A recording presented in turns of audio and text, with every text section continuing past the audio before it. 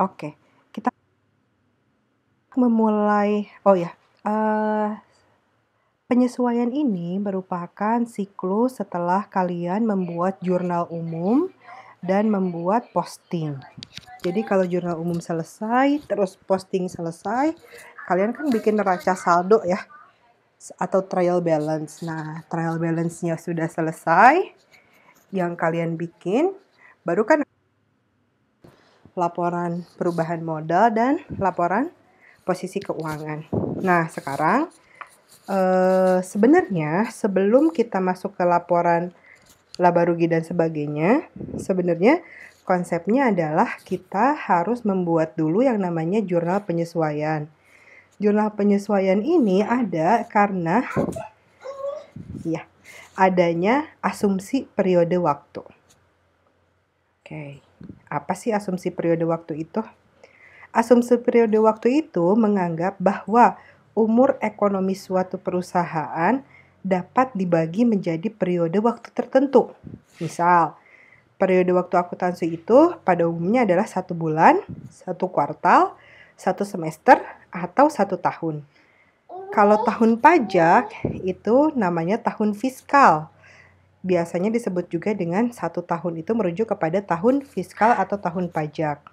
Nah, kalau periode yang kurang dari 1 tahun, seperti 1 bulan, 1 kuartal, 1 semester, itu namanya periode interim atau interim period. Gitu. Nah, akuntansi itu ada yang namanya basis akrual. Apa sih basis akrual itu? Basis akrual adalah bagaimana pendapatan dan beban digunakan, bagaimana pendapatan dan beban menggunakan akuntansi berbasis akrual di mana tidak menggunakan akuntansi berbasis kas. Kalau kita pakai akuntansi berbasis kas, maka pendapatan sama beban cuma dicatat ketika kasnya diterima atau kasnya dibayarkan. Sedangkan standar akuntansi itu tidak selalu mencatat transaksi berdasarkan uang masuk atau uang keluar. Contohnya gini, kalau kemarin kalian dapat jurnal mencatat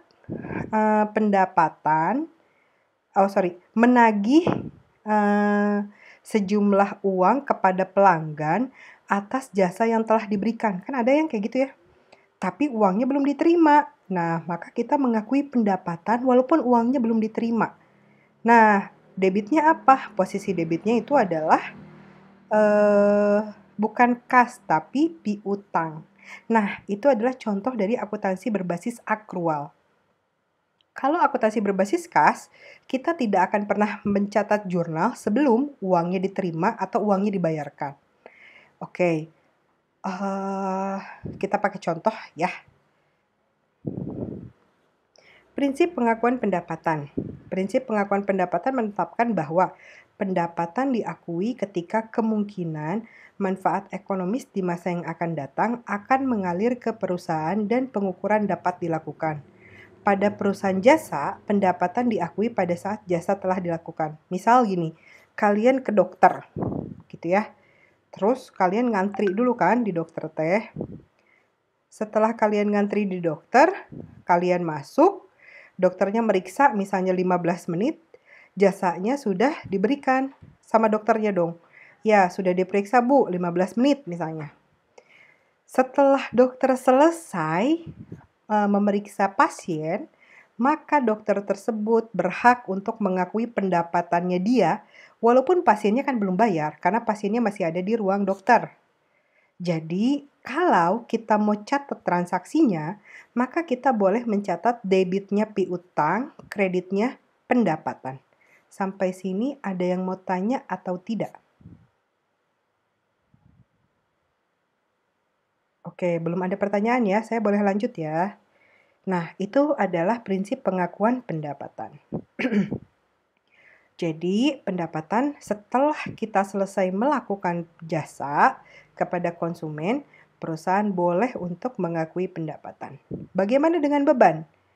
Prinsip pengakuan beban menetapkan bahwa beban yang timbul ketika perusahaan menggunakan aset atau menimbulkan kewajiban dalam usahanya untuk memperoleh atau menghasilkan pendapatan. Kalau kalian bingung sama definisi ini nggak apa-apa. Intinya adalah ketika perusahaan melakukan tindakan jasa, seperti misalnya dokter itu meriksa atau misalnya tukang reparasi gitu ya, tukang reparasi TV mengerjakan pekerjaan servis TV-nya, maka akan timbul beban. Minimal beban listrik, terus beban apa lagi yang timbul di situ? Bisa juga beban kalau ngebenerin teh biasanya butuh solder gitu ya. Bukan soldernya, kalau solder mah kan termasuknya aset, tapi listrik buat soldernya. Atau misalnya kalau dokter apa ya? Selain listrik, dokter juga harus nyewa tempat buat ininya, prakteknya. Nah, tempat nyewa prakteknya muncul beban sewa. Beban tersebut muncul karena dokter melakukan pekerjaannya atau tukang servis TV tadi melakukan pekerjaannya. Kalau dia tidak melakukan pekerjaannya, maka harusnya tidak timbul beban tersebut. Sehingga ketika kita mengeluarkan biaya atau beban untuk bisa mengerjakan suatu pekerjaan, maka beban tersebut harus diakui pada saat yang sama ketika kita mendapatkan pendapatan. Jadi, pengakuan pendapatan mengacu pada yang namanya prinsip matching. Matching teh harus cocok, beban harus ketemu sama pendapatan.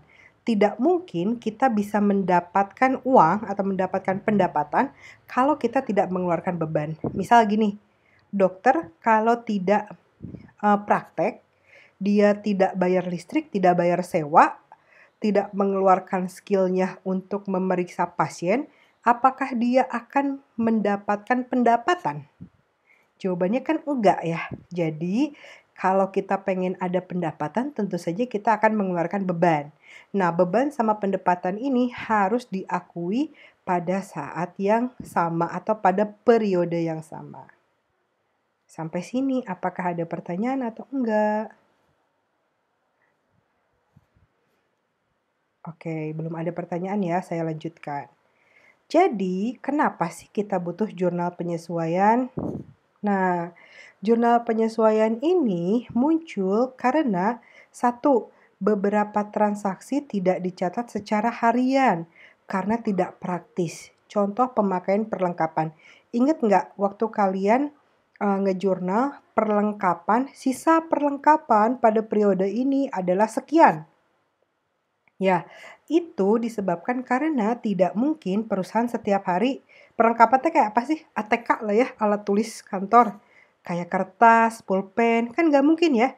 Setiap karyawan ngambil pulpen atau setiap karyawan ngeprint pakai kertas itu dicatat 1 lembar, 2 lembar, 3 lembar kan nggak mungkin. Sehingga biar praktis dia nyatetnya di akhir periode. Asalnya misalnya perlengkapan kertasnya 10 rim berubah tinggal jadi 4 rim. Oh, berarti yang kepake 6.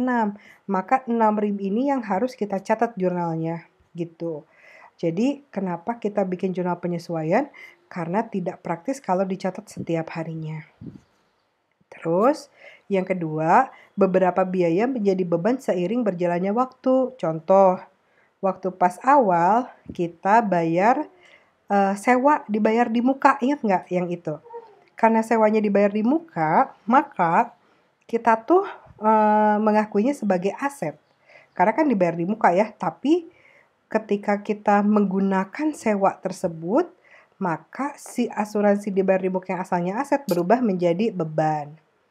Dan yang berikutnya adalah beberapa item beban belum dicatat karena belum ditagih. Contoh, listrik, air, telepon.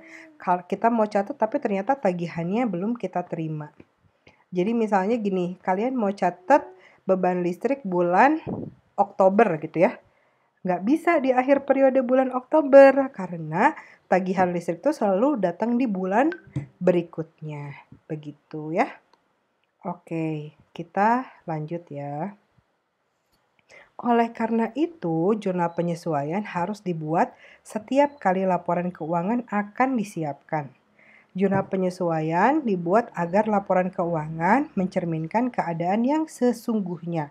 Karena ada akun yang belum mencerminkan keadaan yang sesungguhnya pada saat laporan keuangan akan disusun. Jurnal penyesuaian dibuat agar 1. Pendapatan diakui menurut prinsip pengakuan pendapatan dan beban diakui menurut prinsip pengakuan beban. Oke, berikutnya ya. Bagaimana cara mengidentifikasi tipe utama jurnal penyesuaian? Ada 2 tipenya. Yang satu deferral atau pembayaran di muka, satu lagi accrual. Ya, jadi ada 2. Deferral sama accrual. Kalau accrual juga dibagi menjadi 2, accrue revenue sama accrue expense. Oke, kita lihat ya. Jangan bingung dulu dengan istilahnya, nggak masalah, kita belajar dikit-dikit. Prepaid itu di muka, ya. Unearned juga pembayaran di muka. Kita belajar yang 2 ini dulu, yang pembayaran di muka dulu ya. Oke, belum manfaatnya dikonsumsi atau diterima, maka kita catat sebagai aset. Ulang ya. Beban dibayar di muka, prepaid expense atau prepayment, itu merupakan beban yang dibayarkan tunai sebelum manfaatnya dikonsumsi atau diterima. Maka kita catat sebagai aset. Contoh, kita bayar asuransi. Sebentar ada yang masuk.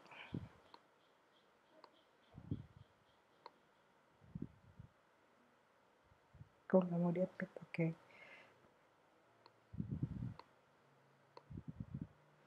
Oke, contohnya ingat nggak ketika kita bayar kontrakan buat 1 tahun? Pertama, ketika kita mendapatkan ketika kita membayar kontrak selama 1 tahun, kontrakannya sudah kita pakai atau belum? Bayar sekarang buat 1 tahun ke depan. Kontrakannya pada saat kita bayar udah dipakai atau belum? Belum. Oke. Belum di situ berarti menandakan manfaatnya belum kita terima atau belum kita konsumsi. Nah, kalau belum kita pakai, belum kita manfaatkan, maka kita catat sebagai aset. Contohnya tadi, prepaid, rent, atau sewa dibayar di muka. Hal yang sama dilakukan untuk ketika kita bayar asuransi. Misal, kita bayar BPJS. Pada saat kita bayar BPJS, apakah kita sudah menggunakan BPJS-nya? Tentu saja belum ya, karena BPJS mah selalu dibayarkan di awal. Nanti kalau kita ke rumah sakit gitu ya, barulah kita menggunakan si BPJS tersebut. Maka asuransi ketika dibayar di awal itu masuknya ke prepaid. Begitu juga dengan supplies. Pas kita beli supplies, kan kita belum pakai, maka suppliesnya kita catat sebagai aset. Supplies ini kalau bahasa Indonesianya perlengkapan. Gitu ya. Untuk beban dibayar di muka paham nggak konsepnya? Paham, Bu. Paham ya? Oke. Jadi walaupun ada kata-kata beban, ketika ditambahin dengan dibayar di muka, maka dia bukan expense. Dia masuk ke dalam kategori aset. Ya. Walaupun ada kata beban, kalau ada kata-kata dibayar di muka, maka dia merupakan aset. Jangan dimasukin ke dalam expense. Oke, berikutnya. Pendapatan diterima di muka. Pendapatan diterima di muka ini merupakan kas yang diterima sebelum jasanya diberikan. Jadi, pendapatan diterima di muka itu contoh yang paling gampang adalah DP. Jadi gini, misalnya saya mau beli mobil second. Terus, saya suka nih harganya. Berapa nih harga mobilnya? Oh, kata si sellernya, harganya 100 juta Pak, tapi nanti ada orang lagi jam 1 mau ngelihat mobil ini gitu. Ibu suka nggak sama mobilnya? Terus saya bilang, saya suka sih, tapi saya belum punya uang sekarang. Gimana dong? Bapaknya bilang, ya udah kalau misalnya mau mau mobilnya, ibu boleh bayar dulu 3 juta. Jadi buat tanda jadi, saya kasih tuh ke sellernya atau ke penjualnya sebesar 3 juta rupiah. Pertanyaannya, setelah saya bayar 3 juta, itu mobilnya boleh saya bawa pergi atau enggak? Enggak. Enggak ya. Kalau 3 juta boleh dibawa pergi, nanti rugi ya sellernya. Saya bawa kabur.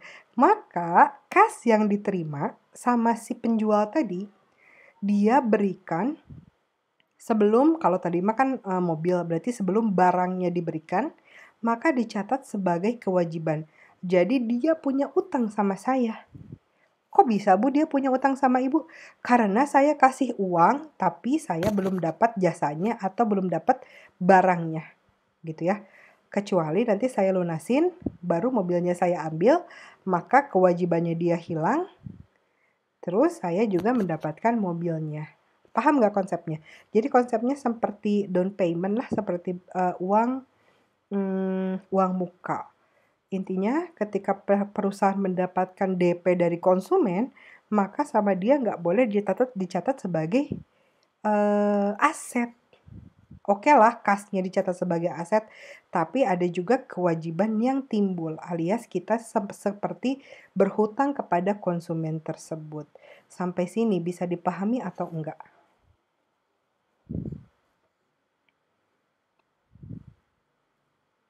Bisa atau masih bingung nih? Bisa, Bu. Bisa. Bisa ya, oke. Biar biar lebih mudah, kita latihan dulu deh yang ini. Bentar ya.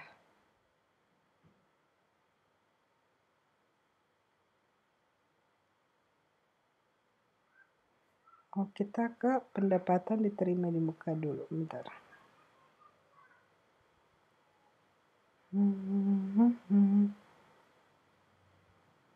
Pembayaran di muka.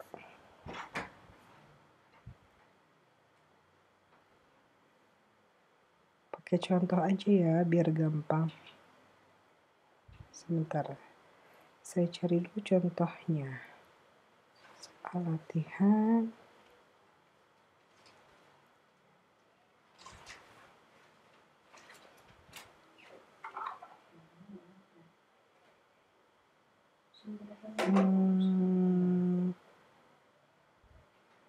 Saya ngarang aja deh kalau begitu. Soalnya, bentar ya.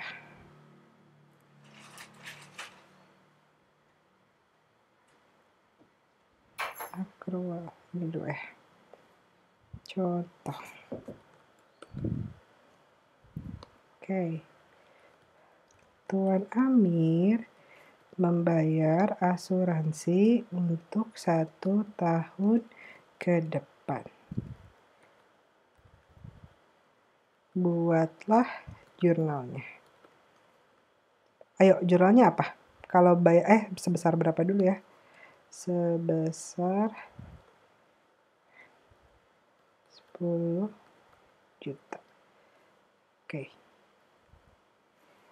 Jurnalnya apa nih?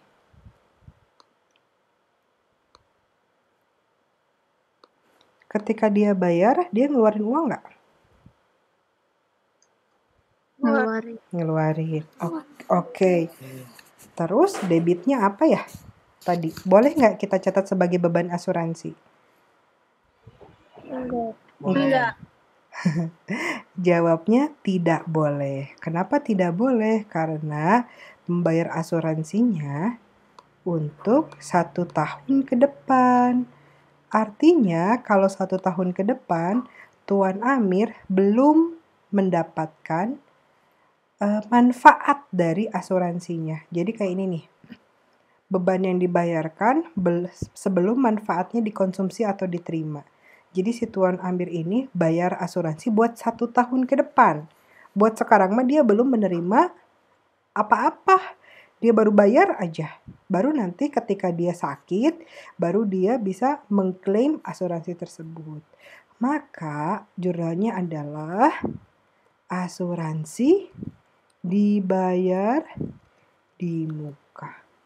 Atau bahasa Inggrisnya adalah prepaid insurance. Gitu ya. Nah, posisinya adalah debit.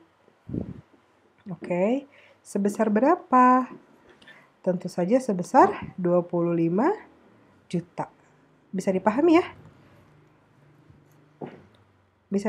Kok 25 sih?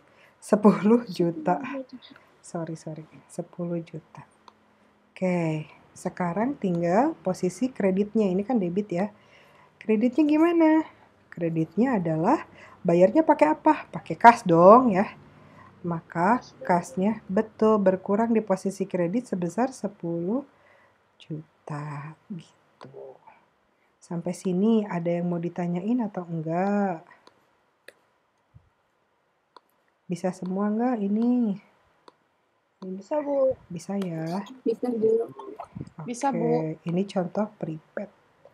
Jawabannya saya warnain yang lain. Duh, nggak kelihatan.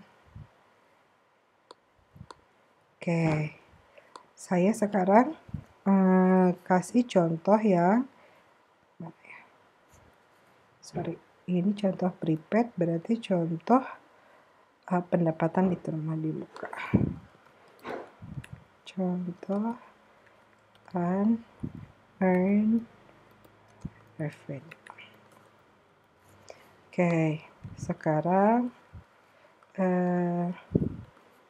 perusahaan maju mundur menerima uang muka dari pelanggan atas jasa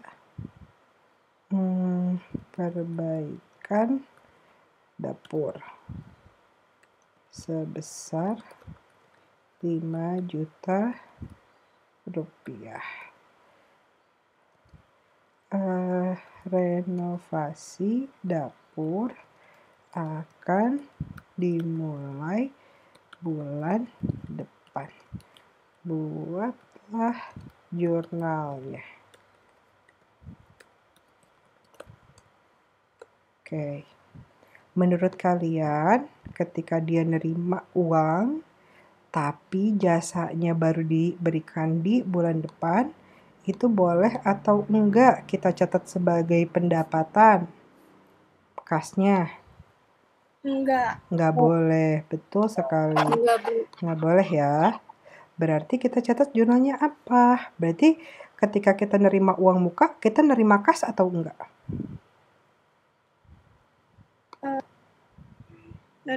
Terima. Berarti kasnya kita taruh di debit.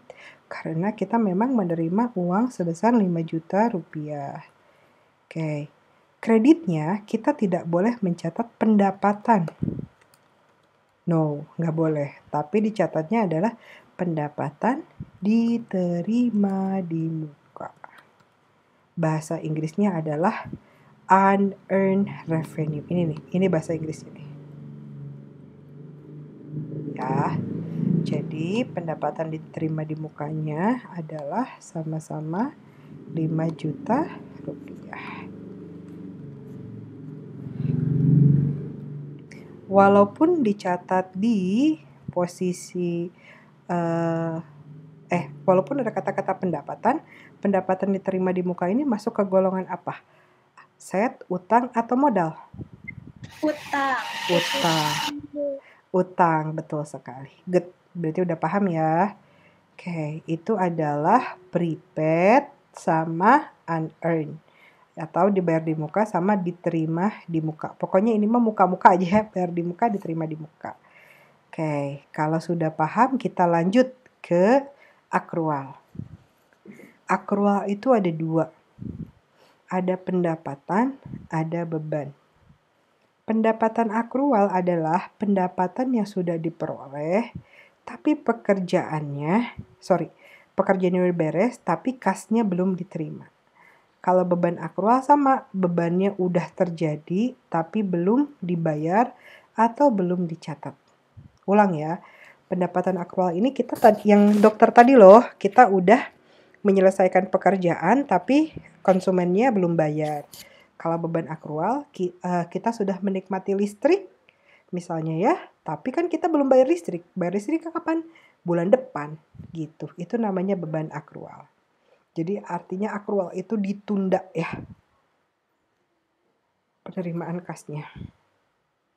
Oke, contoh yang akrual ini yang kayak gimana? Oke, pendapatan akrual. Contohnya begini. Perusahaan misalnya ini adalah perusahaan yang bergerak di bidang apa ya? Jasa misalnya apa ya? Perusahaan yang konstruksi deh, perusahaan yang merenovasi jembatan misalnya. Ketika selesai renovasi jembatannya, harusnya perusahaan nerima uang dong. Tapi biasanya ada waktu atau jeda waktu antara ketika perusahaannya ketika perusahaannya menyelesaikan pekerjaan sampai konsumennya membayar. Nah, ketika mereka menyelesaikan pendapatannya atau menyelesaikan pekerjaannya, maka mereka boleh mengakui sebagai pendapatan. Bu, tapi kan uangnya belum diterima. Betul. Maka kita catat sebagai debitnya piutang, kreditnya adalah pendapatan. Jadi contohnya di sini ya. Contoh pendapatan akrual.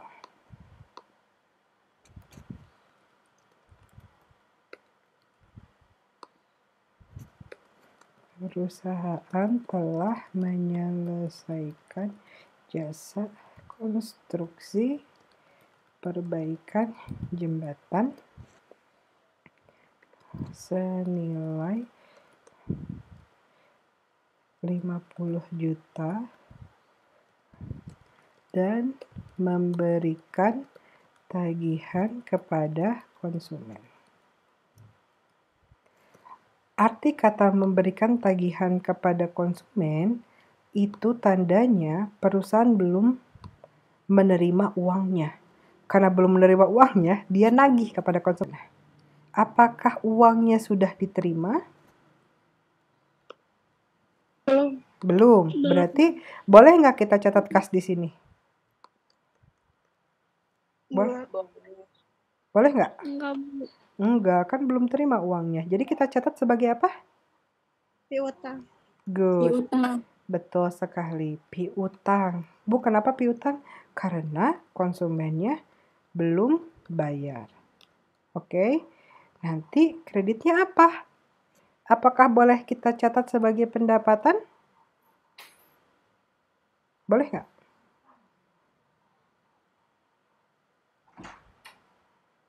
Boleh nggak kita catat sebagai pendapatan?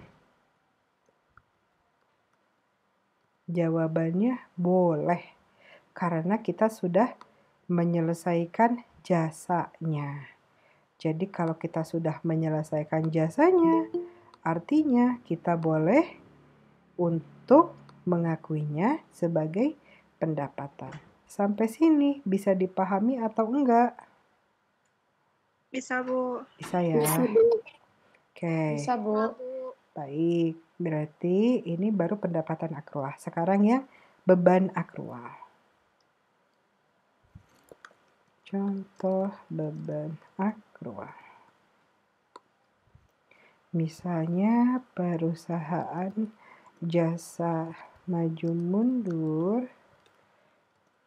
mundur lagi. Telah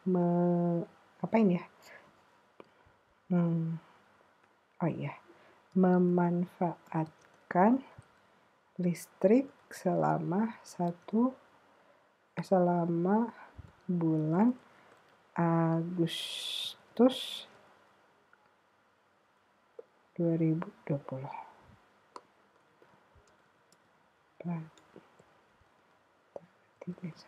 Agustus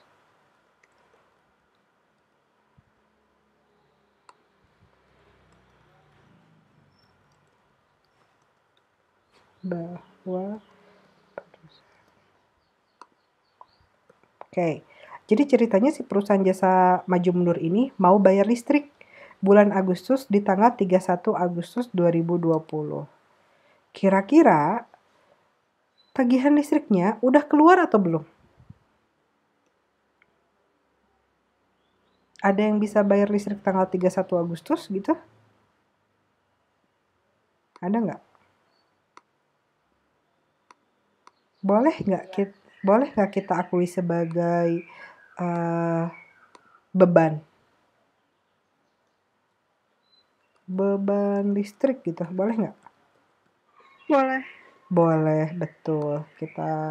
Tapi kan kita nggak tahu ya berapa nilainya. Karena beban listriknya kita belum tahu tagihannya. Jadi mau tulisnya seberapa? Dijawabnya beban listriknya kita tulis 100.000. 1 juta. Bu, dari mana 1 juta?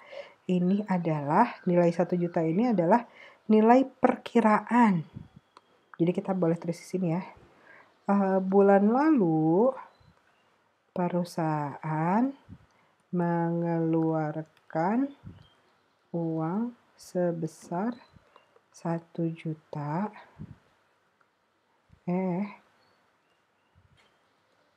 untuk membayar listrik. Gitu ya. Jadi beban listrik di sini kita bisa gunakan ini sebagai perkiraan. Dia kira-kira bayar listriknya berapa ya, gitu. Nah, maka beban listrik yang sekarang kita tulisnya 1 juta, tapi kreditnya bukan kas, tapi utang. Utang beban listrik sebesar 1 juta. Gitu. Ini namanya akrual. Bisa dipahami atau tidak? Jadi kita bayarnya pakai perkiraan. Bu, nanti kalau di bulan depan gimana? Misalnya membayar biaya listrik yang telah diakru. Jadi kan tadi kita udah tulis beban listriknya 1 juta nih, utang beban listriknya 1 juta. Maka jurnalnya ketika kita membayar di tanggal 1 September 2020, bebannya kan muncul, bebannya udah kita catat ya. Maka kita akan menulis utang biaya listriknya di debit, kreditnya adalah kas gitu. Nilainya berapa? Kalau nilainya pas sama 1 juta, ya kita tulisnya 1 juta. Bentar ya. Tapi kan kemungkinan nggak sama ya tiap bulan tes listrik teh. Iya Bu, kalau nggak sama gimana? Ini kasusnya kalau nilainya sama. Nilainya sama dengan yang diakru.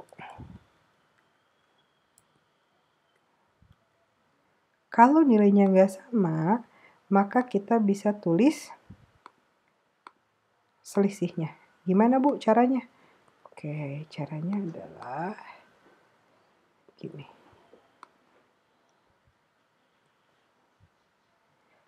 Kalau nilainya berbeda, kita tetap catat utang biaya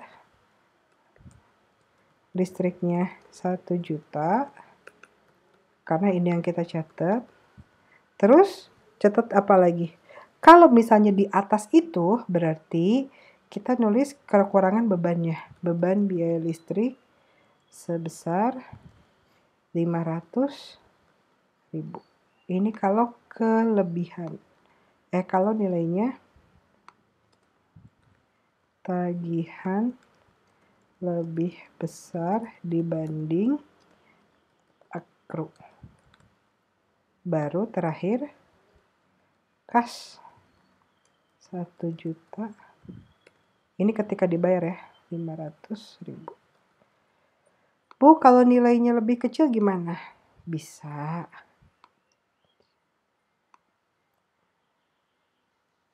Nih, ini lanjutan. Tagihan lebih kecil. Oke. Kalau tagihan lebih kecil, Maka, bentar ya, ini kegedean. Oke, utangnya 1 juta. Padahal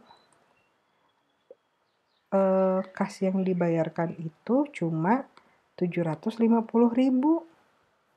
Gitu ya. Iya Bu, terus nggak balance dong. Debitnya 1 juta, kreditnya 750.000. Maka kreditnya apa? Berarti kita mencatat beban listrik terlalu besar. Jadi kita kredit. Sebesar berapa? Sebesar selisihnya. Rp250.000. Begini. Sampai sini bisa dipahami nggak? Atau bingung? Boleh nanya ya, silahkan. Ada yang mau nanya? Bisa semua? Jadi kalau pas akroma kita tulisnya beban listrik pada utang beban listrik tergantung sesuai dengan perkiraan. Kalau nilainya lebih berbeda, lebih besar, maka berarti kita nambah beban. Bebannya didebit lagi, baru kasnya kita tambahkan. Tapi kalau ternyata nilainya lebih kecil atau tagihannya lebih kecil, maka beban listriknya kita taruh di kredit. Sebesar selisih antara utang biaya listrik dengan kas. Sampai sini, apakah ada pertanyaan atau tidak? Enggak? Oke, saya lanjut ya. Oke. Saya mau kasih lihat contoh dari macam-macam jurnal penyesuaian. Oke, kalau ini adalah contoh penyesuaian untuk beban dibayar di muka. Yang tadi, prepaid expense. Ya, contohnya ketika prepaid expense, kita membuat jurnal apa? Setelah terjadi, maka jurnal penyesuaiannya adalah supply expense pada supplies atau insurance expense pada prepaid insurance. Udah, kalian bingung ya? Ini deh. Balik lagi ke awal ya. Boleh. Nih. Nah, ini yang tadi contoh prepaid. Bayar asuransi untuk 1 tahun ke depan. Asuransi dibayar di muka pada kas. Nanti ketika 1 tahunnya sudah berjalan,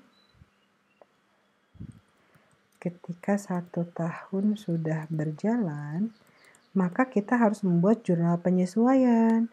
Jurnalnya apa? Oh, jurnalnya adalah kita harus mencatat expense alias beban asuransi pada bukan kas tapi pada asuransi dibayar di muka. Nilainya adalah 10 juta.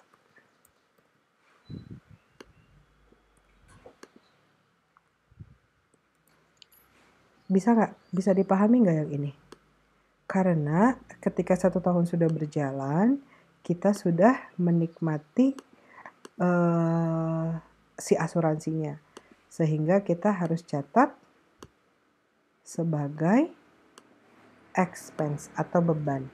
Jadi ketika kita bayar mah kan belum menerima manfaatnya, maka kita catat sebagai prepaid. Tapi setelah 1 tahun, kan asuransinya udah expired ya, kita udah nggak bisa mendapatkan lagi manfaatnya, maka akan jadi beban asuransi. Kreditnya ingat bukan kas tapi asuransi dibayar di muka. Sampai sini ada yang mau tanya atau enggak? Bingung nggak? Harus latihan sih kalau biar nggak bingung. Oke, tapi konsepnya sudah paham? Konsepnya paham nggak?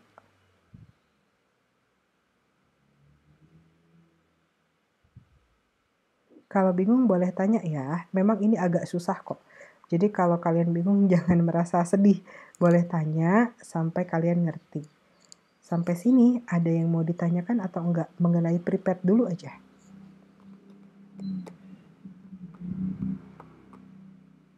Enggak ya, Oke. Nah, unearned revenue tadi. Kita mundur lagi. Jadi kan tadi perusahaan menerima uang muka, tapi si jasa pelanggannya belum dilakukan. Belum dilakukan. Jadi harus bagaimana? Maka ketika kita menerima, kita mencatat sebagai kas pada pendapatan diterima di muka. Tapi ketika jasanya sudah selesai dikerjakan, maka berarti kita harus membuat jurnal penyesuaian. Jurnalnya apa? Maka pendapatan diterima di mukanya kan tadi kewajiban ya. Kita tulis di posisi debit. Artinya ini menandakan bahwa pekerjaan tersebut sudah selesai dikerjakan.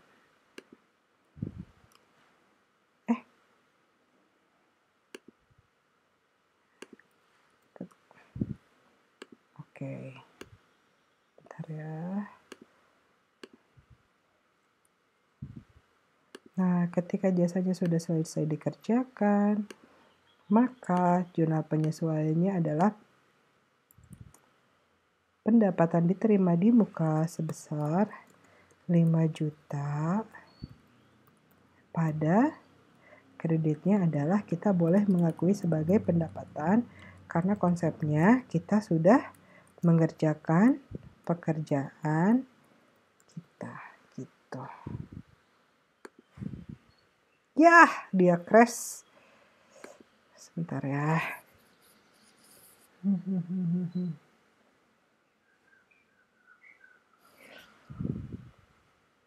Ke-save nggak ya?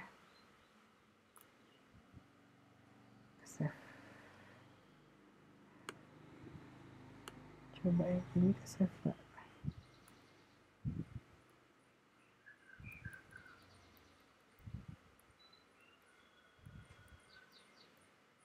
Oh, dia nggak nge-save ya ini. Aduh.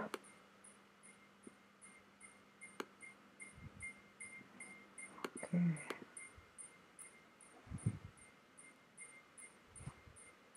Nggak ke-save saudara. Baiklah.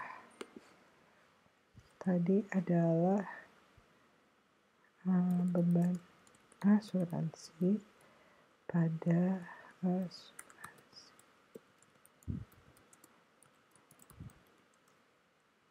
Oke, sambil nunggu saya nulis, ada yang mau bertanya nggak? Atau mau latihan soal aja dulu biar nggak pusing, biar kalian nyoba. Oh, maksud dari penjelasan ini teh gitu ya, gitu.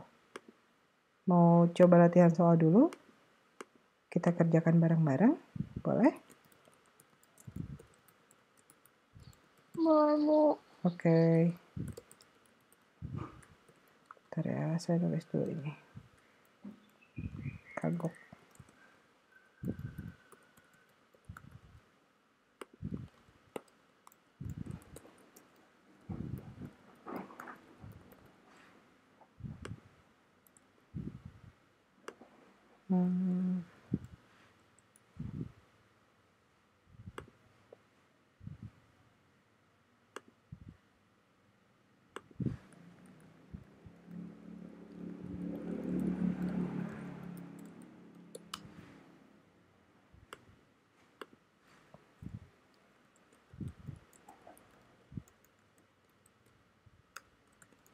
Kalian ikutan nyatet nggak? Nyatet, Bu. Oke. Soalnya biasanya kalau catatan sendiri tuh lebih enak daripada kalian cuma ngelihat saya ngerjain doang. Alright. Cari dulu ya soalnya ya, sebentar. Latihan soal.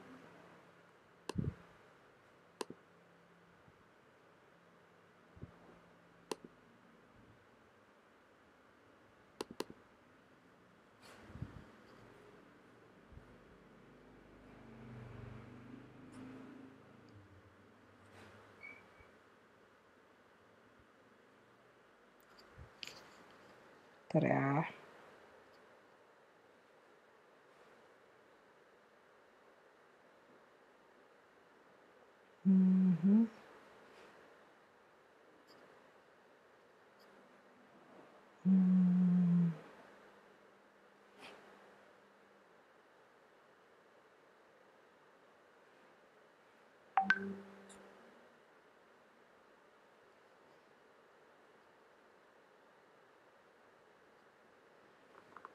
Latihan soal.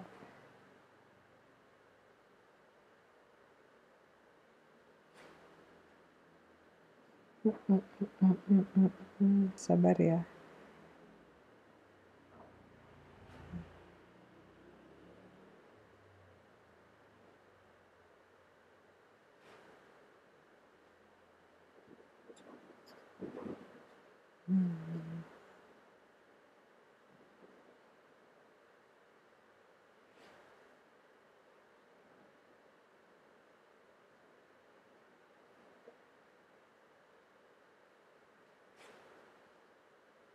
Jurnal buku besar neraca saldo.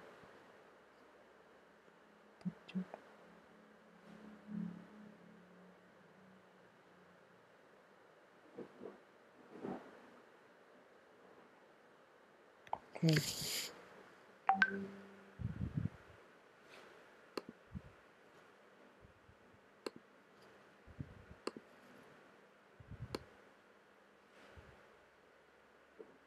Nah, kita bisa lihat ini ya.